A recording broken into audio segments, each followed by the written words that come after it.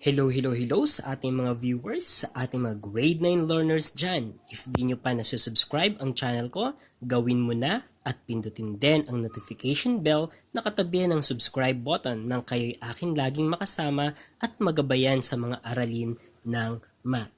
Okay? So ngayon ay nasa ikalimang linggo na tayo ng quarter 3.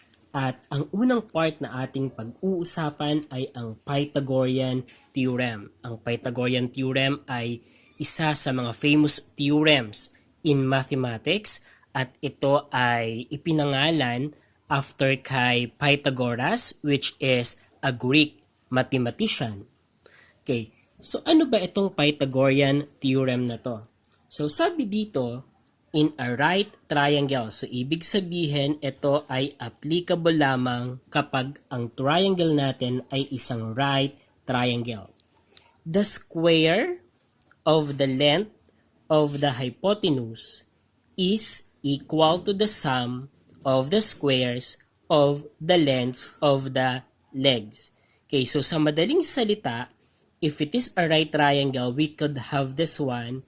So, square of the hypotenuse is equal to the sum of the squares of the length of the legs. Ibig sabihin, sum plus square of leg 1, square of leg 2. Kasi meron lamang dalawang legs ang right triangle. So, tignan natin. Unawain natin muna ito. So, tignan natin dito sa part na to. So, meron tayong tatlong triangle. So, saan ba dito sa tatlong triangles na to applicable ang ating Pythagorean Theorem? So, ito, kung titignan natin, so 4, 4, 7.7 cm, this is an isosceles triangle with regards to the length of the sides. Okay, so ito din, isosceles din. Ito naman ay scalene. Ano po? With regards to angle, kasi right triangle is with regard to angle siya. So, ito, ang angle nito ay mayroon siyang 150 degrees. So, ibig sabihin, this is obtuse triangle. Since one of the angles is 150 degrees. Okay, ito naman, okay, so nawala yung sukat, but this is congruent to this. And then, kung titignan naman natin, acute siya. Acute ito acute din. Hindi rin siya lalagpas ng 90. No? So, less than 90, less than 90, less than 90. So, ibig sabihin, ito ay isang acute triangle. So, hindi applicable dito ang Pythagorean Theorem. Ganon din dito, hindi rin. Okay, ito. Tignan natin ito. So, may nakita tayong 90 degrees at may marka na perpendicular yung side na to dito sa side na to. So, ito ngayon ay isang right triangle. So, since ito ay isang right triangle, ibig sabihin sa gantong klaseng triangle, applicable ang ating Pythagorean Theorem. Okay, so kung ito ay isang right triangle sa kadahilanan na meron siyang 90-degree angle, kilalanin natin ang mga parts nito. Okay, so kung ito ang ating right triangle, so 6 cm, 4 cm, 7.2 cm, ito ang pinakamahaba nating side. So ito ang tinatawag nating hypotenuse. So, ito ay tinatawag na hypotenuse. Okay, so yan ang tinatawag nating hypotenuse at ito ang ating C. Okay. So, kung yan ang hypotenuse, yan ang kailangan nating tandaan yung hypotenuse kasi yan ang magiging reference natin. So, etong dalawa naman na to, na sides, ito naman ang tinatawag nating legs. So, so leg 1. So, ito naman ang ating leg 2. So, pwede namang mapagpalit. Ito ang leg 1, ito ang leg 2. So, dito sa paggamit ng Pythagorean theorem, wala pa namang problema dyan sa leg na yan. So, okay lang na may interchange siya. Huwag lang may interchange si hypotenuse kay leg. Ano po? So, yan. So, eto, lagyan natin ito ng A. Ito naman, assign na natin ng B. So, kung titignan natin sa Pythagorean theorem, so from the statement ng theorem na yon, nakuha natin ang square of the hypotenuse is equal to the sum of the square of the legs. So, leg 1, square of leg 2. Papalitan na natin siya. So, yung hypotenuse ay C na. So, we have C squared. Ang leg 1 natin ay A. So, we have A squared. Ang leg 2 natin ay ang B. So, we have square of B. So, sa madaling salita, meron na tayong formula na C squared is equal to A squared plus B squared. Ganun pa rin naman ang ibig sabihin nito na in a right triangle, the square of the hypotenuse is equal to the sum of the square of the legs. Ganun pa rin naman ang sense niya. Okay, so magsagot tayo ng mga problem with regards to this. Okay, so tignan natin itong problem na to. So find the value of the variables x, y, z. Okay, so ibig sabihin, kailangan natin ng paper for computing the missing variable. Okay, so solve natin ang value ng x. So kung titignan natin sa triangle na to, so ito ay ang ating hypotenuse. So kung paano natin masasabi na siya ang hypotenuse natin, kasi siya ang opposite side ng ating 90-degree angle. So, yung opposite side ng 90-degree angle sa isang right triangle, yan ang hypotenuse. Kasi minsan, confusing ang figure ng right triangle. Kaya dapat tandaan natin yan na yung katapat, yung opposite side ng right angle ng isang right triangle, yan ang ating hypotenuse. So, kung yan ang hypotenuse natin, so we will have x squared. Kasi square of the hypotenuse is equal to the sum of the square of the leg. So, ang leg natin ay 3 centimeters and then 2 centimeters. Okay, so we will have this one. Then, isosolve natin to. X squared, and then eto naman, 3 squared, ibig sabihin 3 times 3. So, 3 times 3 ay 9. And then, ang 2 squared naman, that is 2 times 2, it means that is 4. So, x squared is equal to 9 times 4. The answer is 13.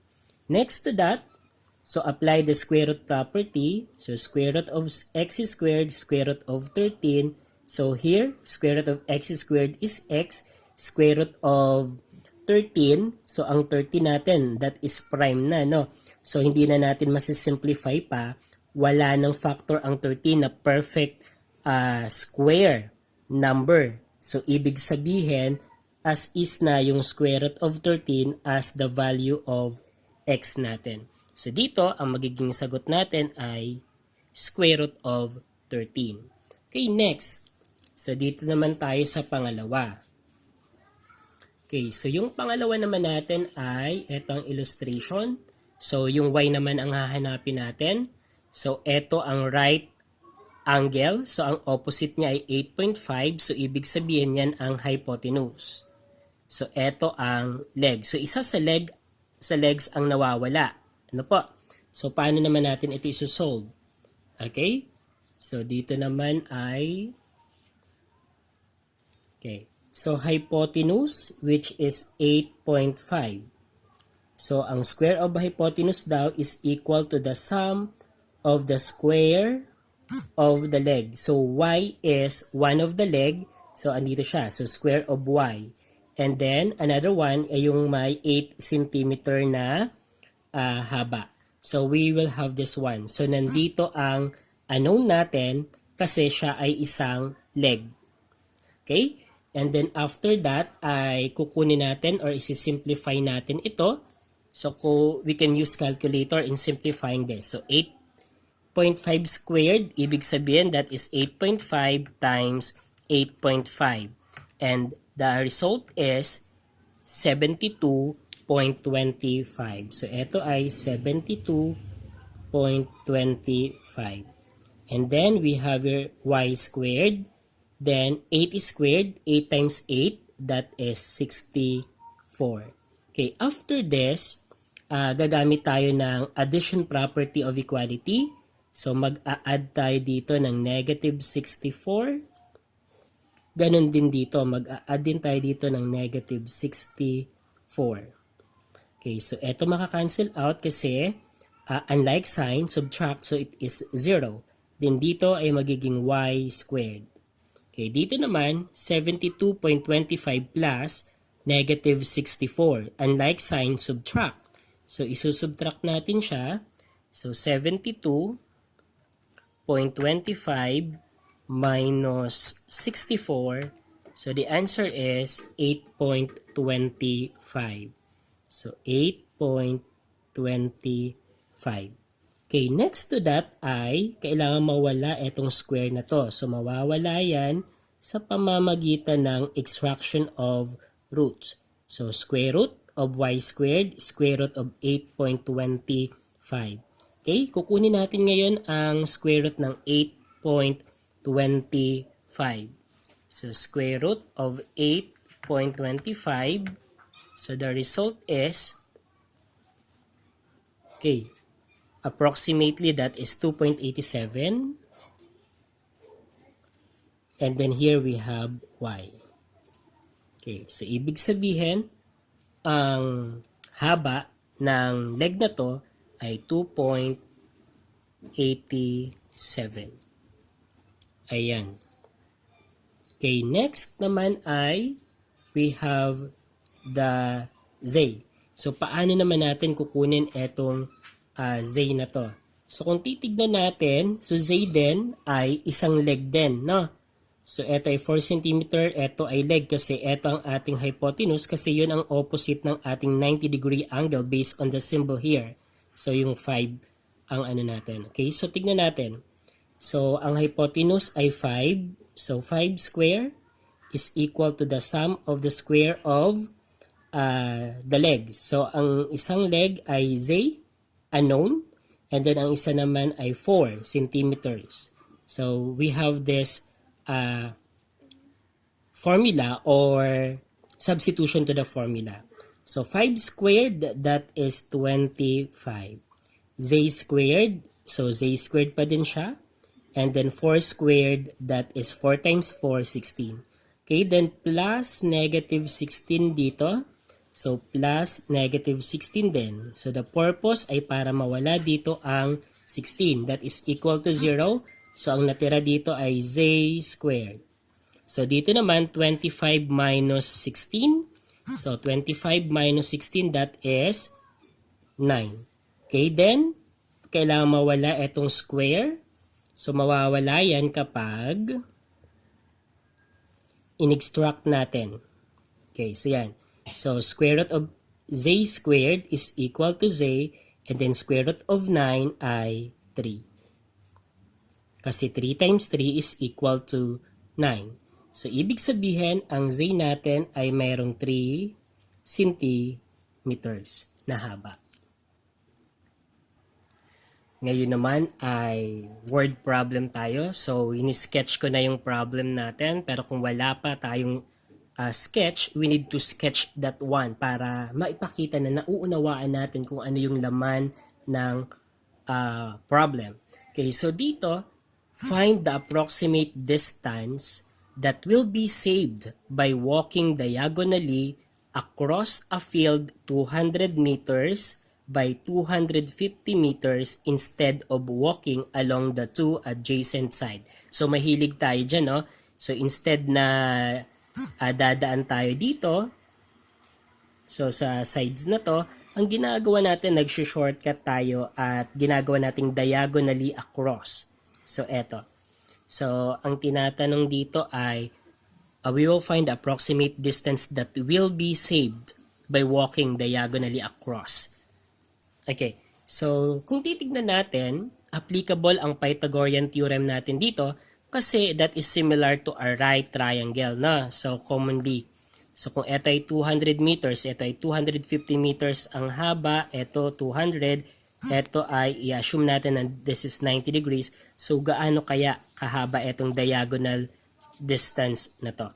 Okay? So gamitan natin ang Pythagorean theorem. So if this is the 90 degrees, ito ang hypotenuse natin. So yan yung hinahanap natin. So let us set this one as x. Okay. So the hypotenuse is x. So square of the hypotenuse is equal to the sum of the square of the legs. So ang isang leg ay 250 meters. Ang isang leg naman ay 200 meters. Okay, so meron na tayong ganito. Okay, then operate natin. Okay, so 250 square. So that is 250 times 250. That results to, okay, 62,500. Okay, ang 200 naman squared, that means 200 times 200. The answer is 40,000. Okay, next ay i-add na natin. We will get the sum. Okay, so 62,500 plus 40,000. So the result is 102,500. Okay, next ay kailangan mawala to. So mawawala lamang yan kapag in-extract natin, kinuha natin ang square root. Square root of x squared is x. Samantala ang square root naman ng ating 102,500 ay 50 square root of 41. That is approximately equivalent to 320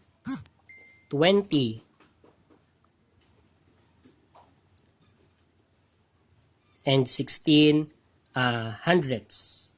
Okay, and then since it is in meters, so this is in meters also.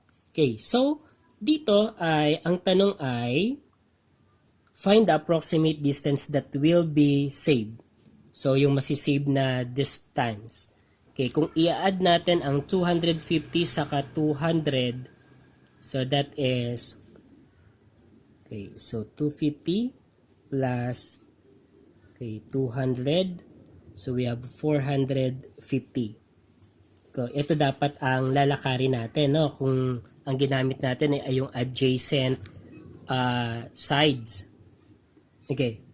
Pero since nag-cross tayo diagonally, kaya ang natipid natin ay, so from 450, so isusubtract natin ang 320.16. Okay? So this is 10, this is 9, this is 9, this is 4. So we have here 4, we have here 8, okay, we have here 9, we have here 2, we have 1. Okay, so approximately, ang natipid natin, lakarin ay 129.84 meters. So, ito ang pinaka-sagot natin kasi ito ang nasave natin na i-walk na lakarin. Ano po? So, yan yung sagot.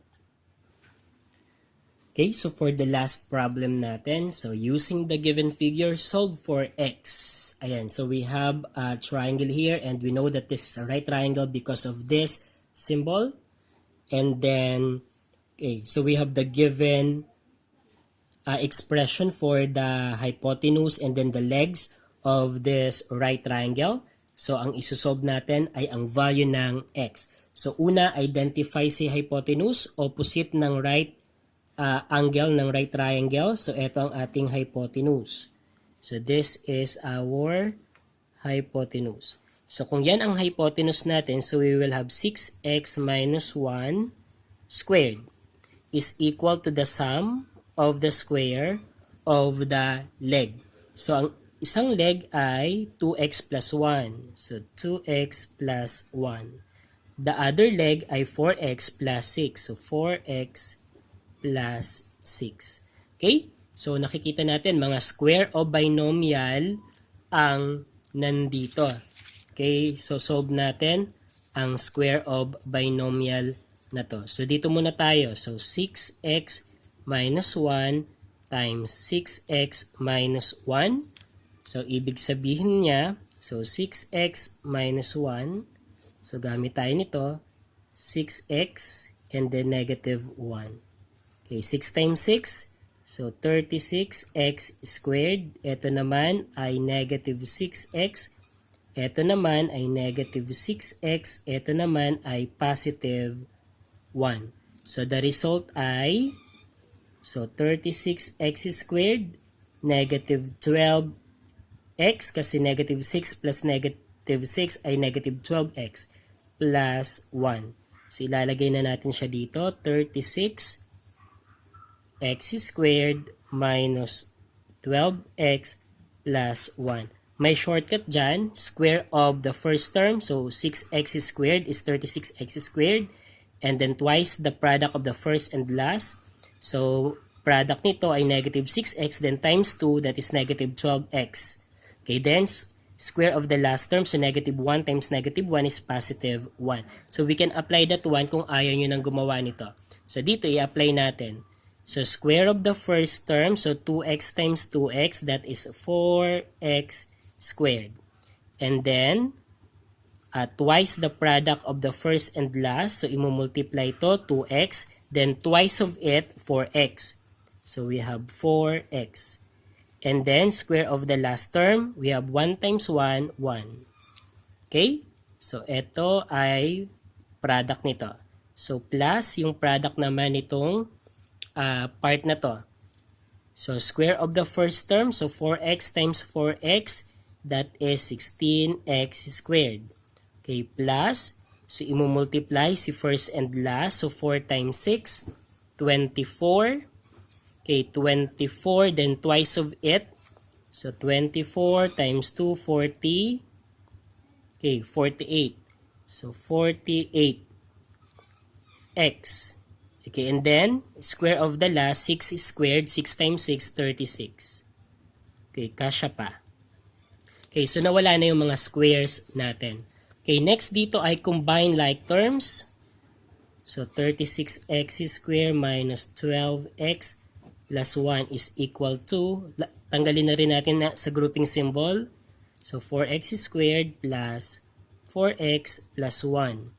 So plus 16x squared plus 48x plus 36. Okay? So i-grupo natin. Mukhang medyo mahirap na. So pinahirapan tayo. Okay, so 36x squared. Ito ay may x squared, ito ay may x squared. So ililipat natin siya, so magiging negative 4x squared. Ito rin magiging negative 16x squared. Ayan. And then, so nagroup na natin siya. The negative 12x. So ito naman, ang like terms niya, 4x saka 48x. Okay, ito pwede nang pagsamahin. So 48, 49, 50, 52. Inilipat sa equal sign. So magiging negative 52x. Okay, then we will have last 1. So ito yan. And then we have 1 and then 36. So pag inad 37. Kaso pag nilipat sa ng equal sign, magiging negative 37 is equal to 0 na tayo kasi yung lahat ng yun ay nilipat natin doon sa left side of the equation. Okay? So, next tayo. Okay, so 36 minus 4 minus 16. So, 36 minus 4 minus 16. So, the result is 16. Okay, 16x squared. Okay, eto namang mga x lang. So, negative 12x minus 52x. So, we will get the sum. So, kasi likes, ano sila? Like signs. So, negative 12 plus negative 52. So, i-add lang. So, negative 64x. Okay, eto naman. So, positive, negative, and like sign, subtract. So, isusubtract natin 36 minus 1. We have 36. And then, ma-honor ang negative sign kasi ang 37 natin ay negative, which is the number with higher absolute value. Okay, ang problem natin ay gagamitan siya ng quadratic formula sapagkat kung titignan natin ay nasa quadratic pa tayo, hindi pa natin na totally nahanap ang value ng x. Pero pwede nating i-reduce ang ating problem kasi kung titignan natin 16, 64, 36 divisible by 2, divisible by 4, no? So, i-reduce natin etong ating quadratic equation. So, divisible siya. Okay, divisible siya by 4, tama ba? Okay, divisible siya by 4. So, i-reduce natin.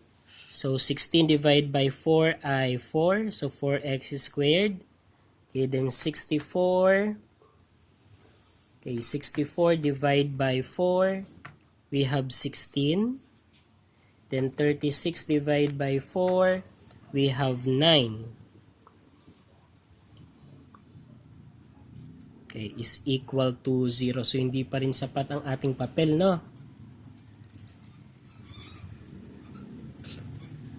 Okay.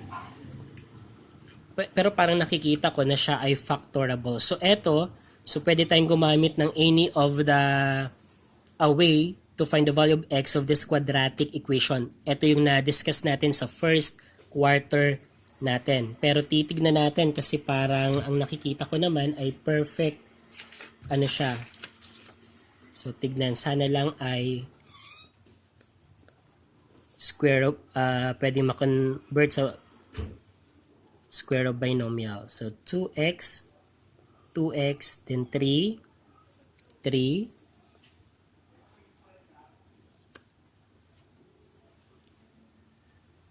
ito ay 9,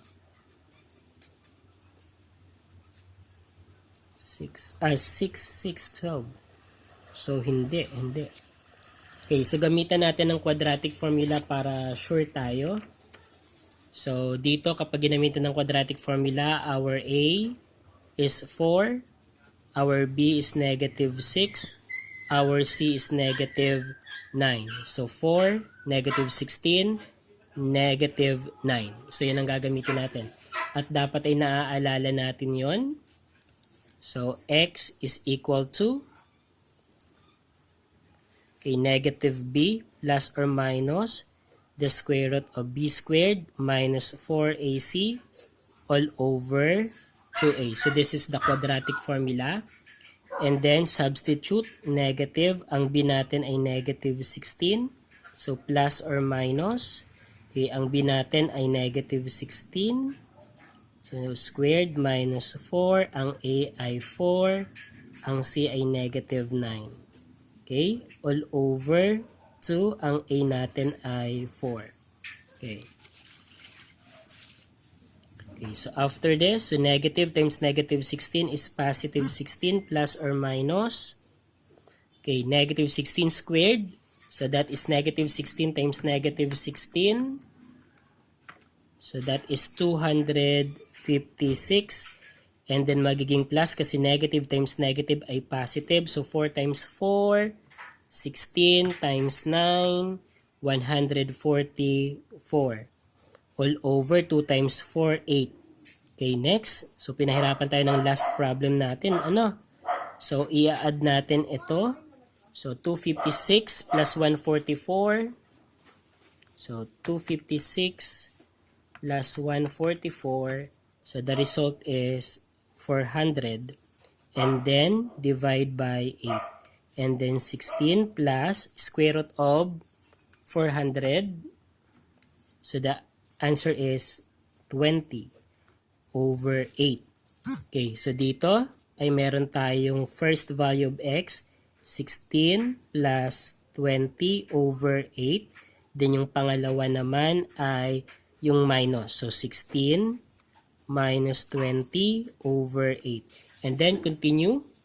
So 16 plus 20, that is 36 divided by 8. So 36 divided by 8. What is the result? So, mai-reduce lang siya to 9 halves. Okay. And then, eto naman, 16 minus 20.